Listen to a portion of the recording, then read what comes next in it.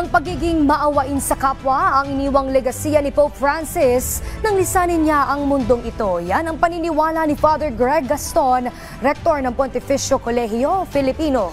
Si Kit de la Cruz Pilotin ng Radyo Pilipinas para sa Balitang Pambansa. Mercy and compassion.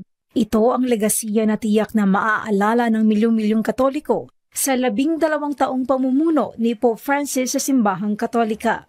Sa panayam ng Radyo Pilipinas, sinabi ni Father Greg Gaston, rektor ng Pontificio Colegio Filipino, na ang mensaheng niya ng Santo Papa ay nangangahulugan lamang ng pagbabalik loob sa Panginoon. Si Pope Francis, nakafocus siya doon sa mercy and compassion ng Panginoon.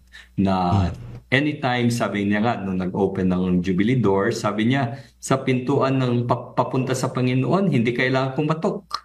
Kasi bukas na. Napakabukas. Hindi kailangan buksan yung pinto kasi bukas na. Ganun ang habag at pagmamahal, ganun ang compassion ng ating Panginoon. At dahil kinilala bilang the People's Pope, hindi nakataka-taka na dumagsa ang mga tao sa St. Peter's Square sa Vatican matapos ang pagpanaw ng Santo Papa.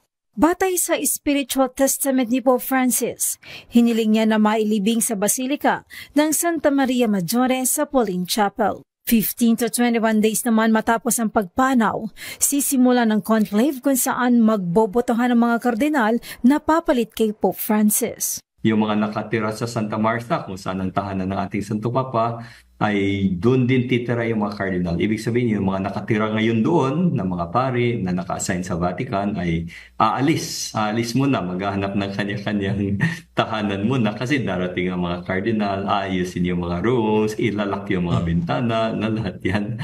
Walang communications with the outside world. Hindi naman makakasama sa conclave ang mga kardinal na lampas 80 taon o 80 ang edad. Sa Pilipinas, 3 kardinal ang kwalipikado para lumahok sa conclave. Ito ay sina Cardinal Luis Antonio Tagle, Cardinal Jose Advincula at Cardinal Pablo Virgilio David. Mula sa Radyo Pilipinas, Kate de la Cruz Pilotin para sa Balitang Pambansa.